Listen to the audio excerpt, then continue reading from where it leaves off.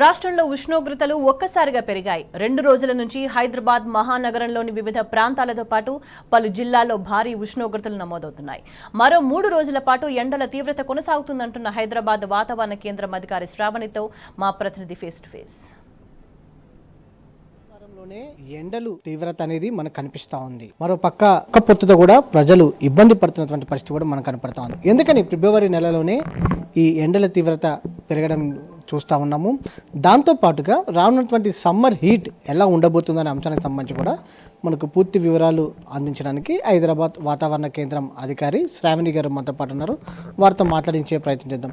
Madam, మనం చూస్తూ ఉన్నాము ఫిబ్రవరి మాసంలోనే ఎండల తీవ్రత అనేది తారాస్థాయికి చేరుకున్నట్టుగా అనిపిస్తూ ఉంది. ఎందుకని ఈ వారంలో ఫిబ్రవరి మాసంలోనే ఎండలు ఇలా తీవ్రంగా రూపం దాల్చడానికి కారణాలు ఏమంటారు? మనకి గత 2 రోజుల నుంచి చూసుకున్నట్లయితే పగటిపూట ఉష్ణోగ్రతల్లో క్రమేపీనా పెరుగుదల కనిపిస్తూ ఉంది. గత 2-3 రోజుల్లో చూసుకున్నట్లయితే మనకు ఉత్తర తెలంగాణ జిల్లాలో దాదాపుగా 33 నుంచి 34 డిగ్రీలు, అలాగే ఈరోజు చూసుకున్నట్లయితే 36 డిగ్రీలు కూడా సగటున అత్యధికంగా ఉష్ణోగ్రత నమోదవడం అయితే జరిగింది. అలాగే రాష్ట్రం మొత్తం మీదుగా దాదాపుగా 34 నుంచి 36 డిగ్రీల మధ్య సగటున పగటిపూట ఉష్ణోగ్రతలు ఉన్నాయి. అదేవిధంగా రాత్రిపూట ఉష్ణోగ్రతల్లో కూడా చాలా వరకు పెరుగుదల కనిపిస్తుంది. దాదాపుగా మనకి 18 నుంచి 22 డిగ్రీల ఉష్ణోగ్రతలు రాత్రిపూటలో కనిపిస్తూ ఉన్నాయన్నమాట. దాదాపుగా మనకి ఎల్నినో ప్రభావం అనేది మొత్తం దేశం మొత్తంలోనే కనిపిస్తూ ఉంది. ఎందుకంటే మనకి శీతాకాలంలో చూసుకున్నట్లయితే చాలా వరకు పశ్చిమ పవనాలు చాలా తక్కువగా ఉండడం వల్ల దాని యొక్క ప్రభావం పూర్తిగా మనకి మధ్య భారతదేశం మీద, అలాగే తెలంగాణ మీద కూడా కొద్దిగా అత్యధికంగానే కనిపిస్తుంది. తెలంగాణ మీద గత 3 నెలల్లో చూసుకున్నట్లయితే మనకి గత ఏడాదితో పోల్చుకున్నట్లయితే ఈ సంవత్సరం మనకి చలి తీవ్రత చాలా తక్కువగా ఉంది. మనకి డిసెంబర్ నెల మినహా మనకి జనవరిలో కానీ అదేవిధంగా నవంబర్లో కూడా మనకి అత్యల్ప ఉష్ణోగ్రతలు అనేవి కూడా చాలా తక్కువగానే ఉన్నాయి. దాదాపుగా మనకి ఒక డిసెంబర్ నెలలోని అత్యల్పంగా మనకి రాత్రిపూట ఉష్ణోగ్రతలు 8.5 డిగ్రీలు నమోదవడం జరిగింది. అప్పటి నుంచి తర్వాత నుంచి కూడా మనకి దాదాపుగా 16 నుంచి 18 డిగ్రీల మధ్య ఉష్ణోగ్రత నమోదవుతూ వస్తున్నాయి రాత్రిపూట. క్రమేపీనా ఫిబ్రవరి 1వ తేదీ నుంచి రాత్రిపూట కూడా ఉష్ణోగ్రతలు పెరుగుతూ ఉండడం, పగటిపూట కూడా ఉష్ణోగ్రతల పెరుగుదలలో కనిపించడం, అలాగే మేఘాలు కూడా లేకుండా ఉండడం, అంటే పొడి వాతావరణం పూర్తిగా ఉండడం వల్ల మనకి వేడిమి తీవ్రత అనేది ఎక్కువగా తెలుస్తూ ఉందన్నమాట. ప్రజెంట్ ఈ ఎల్నినో ప్రభావంతోనే ఎండల తీవ్రత పెరుగుదల అనేది మనకు కనిపిస్తుందంటారా? ఖచ్చితంగా మనకి ఎల్నినో ప్రభావం అనేది మన వాతావరణ పరిస్థితి మీద కూడా చాలా ఎక్కువగా కనిపిస్తుంది.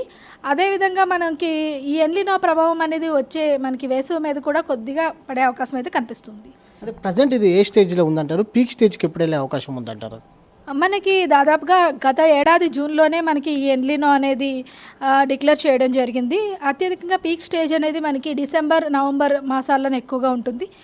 క్రమేపీనా అది బలహీనపడే అవకాశం అయితే కనిపిస్తుంది. బలహీనపడే దశలో కూడా కొద్దిగా దాని ప్రభావం అయితే కనిపిస్తూ ఉంటుంది అనమాట. ప్రజెంట్ సిచ్యువేషన్ చూసుకున్నట్లయితే మనకి దాదాపుగా బలహీన స్థితిలోనే ఉందన్నమాట. మేడం, ప్రజెంట్ ఈ ఎండాకాలం ఎలా ఉండబోతుంది? ఎందుకంటే ఈ నెలలోనే ఎండల తీవ్రత అనేది మనకు కనిపిస్తూ ఉంది. ఈసారి సమ్మర్ ఎలా ఉండబోతుంది అంటారు? వేసవి కాలం చూసుకున్నట్లయితే ఈసారి సాధారణం కంటే కొద్దిగా ఎక్కువగా ఉండే అవకాశం అయితే కనిపిస్తుంది. మనకి మార్చి 2వ వారం నుంచి మనకి ఎండ తీవ్రత మొదలయ్యి దాదాపుగా ఏప్రిల్ మరియు మే నెలలోని 1-2 సార్లు మనకి ఈ ఎండ తీవ్రత కూడా అత్యధికంగా ఉండే అవకాశం అయితే కనిపిస్తుంది అనమాట. లాంగ్ ఫోర్కాస్ట్ అనేది ఐఎండీ ఇస్తూ ఉంటుంది ముందు నుంచి కూడా, ఎండలకు సంబంధించి కావచ్చు, వానలకు సంబంధించి కూడా. ఈసారి ఎండలకు సంబంధించి ఎలాంటి ఫోర్కాస్ట్ ఇవ్వడం జరిగిందంటారు? ప్రస్తుతానికైతే మనకి లాంగ్ రేంజ్ ఫోర్కాస్ట్ ఏమి రాలేదు. అది ఫిబ్రవరి నెలాఖరులో మనకి వేసవి తాలూకా ఫోర్కాస్ట్ ఇస్తూ ఉంటాము. ఎక్స్టెండెడ్ రేంజ్ ఫోర్కాస్ట్ అంటే ఫిబ్రవరి నెలాఖరు వరకు చూసుకున్నట్లయితే మనకి ఇప్పుడు ఉష్ణోగ్రతల్లోని సాధారణ స్థితి కంటే కొద్దిగా అత్యధికంగా కనిపిస్తూ ఉన్నాయి. ప్రస్తుతానికైతే మనకి 2 రోజులు కూడా ఉష్ణోగ్రతలు ఇదే విధంగా నమోదయ్యే అవకాశం ఉంది, 34 నుంచి 36 డిగ్రీలు. తదుపరి 3 రోజుల తర్వాత నుంచి మనకి రాష్ట్రం మొత్తం మీదుగా కొద్దిగా జల్లులు కురిసే అవకాశం ఉన్నందున మనకి కొద్దిగా ఉష్ణోగ్రతలు క్రమేపీనా కొద్దిగా తగ్గే అవకాశం కనిపిస్తుంది అనమాట. అంటే కొద్దిగా ఈ ఎండ తీవ్రత కూడా కొద్దిగా తగ్గుతుంది. అంటే జల్లులు కురుస్తుంది అన్నారు. దేని ప్రభావంతో మనకు కొంత తేలికపాటి జల్లులు కురిసే అవకాశం ఉందంటారు? మనకి దక్షిణ ఛత్తీస్గఢ్ నుంచి తెలంగాణ వరకు ఒక ద్రోణి అనేది ఏర్పడడం అయితే జరిగింది. ఈ ద్రోణి యొక్క ప్రభావం వల్ల మనకి 3వ రోజు నుంచి కొద్దిగా వర్షపాతం నమోదయ్యే అవకాశం అయితే కనిపిస్తుంది. ప్రధానంగా ఏ జిల్లాల్లో అత్యధికంగా ఉష్ణోగ్రతలు నమోదవుతున్నాయి అంటారు గరిష్ట స్థాయిలో? గరిష్ట స్థాయిలో మనకి ఆదిలాబాద్లో 36 డిగ్రీలు, అలాగే మహబూబ్ నగర్, నిజామాబాద్ పరిసర ప్రాంతాల్లో కూడా 35 నుంచి 36 డిగ్రీలు అత్యధికంగా పగటిపూట ఉష్ణోగ్రతలు నమోదవుతున్నాయి. రాత్రిపూట ఉష్ణోగ్రతలు అత్యధికంగా మనకి భద్రాద్రి కొత్తగూడెం, ఖమ్మం ఈ పరిసర ప్రాంతాల్లో 22 డిగ్రీల కంటే అత్యధికంగా నమోదవుతున్నాయి. హైదరాబాద్లో చూసుకున్నట్లయితే మనకి గత 24 గంటల్లో 35.2 డిగ్రీలు అంటే దాదాపుగా 36 డిగ్రీల ఉష్ణోగ్రత నమోదవుతుందన్నమాట. రాత్రిపూట ఉష్ణోగ్రత కూడా దాదాపుగా 18 నుంచి 19 డిగ్రీల సగటున నమోదవుతుంది. సాధారణంగా మార్చి నెలలో మొదలయ్యేటటువంటి సమ్మర్ అనేది కొంత ముందుగానే వచ్చినట్టు ఉందేమో అని మనకు అనిపిస్తూ ఉంది. ఎల్నినో ప్రభావంతో కూడా కొంత ఎండల తీవ్రత అనేది మనకు కనిపిస్తుందని కూడా వాతావరణ కేంద్రం అధికారులు చెప్తున్నటువంటి పరిస్థితి కూడా మనం చూస్తూ ఉన్నాము.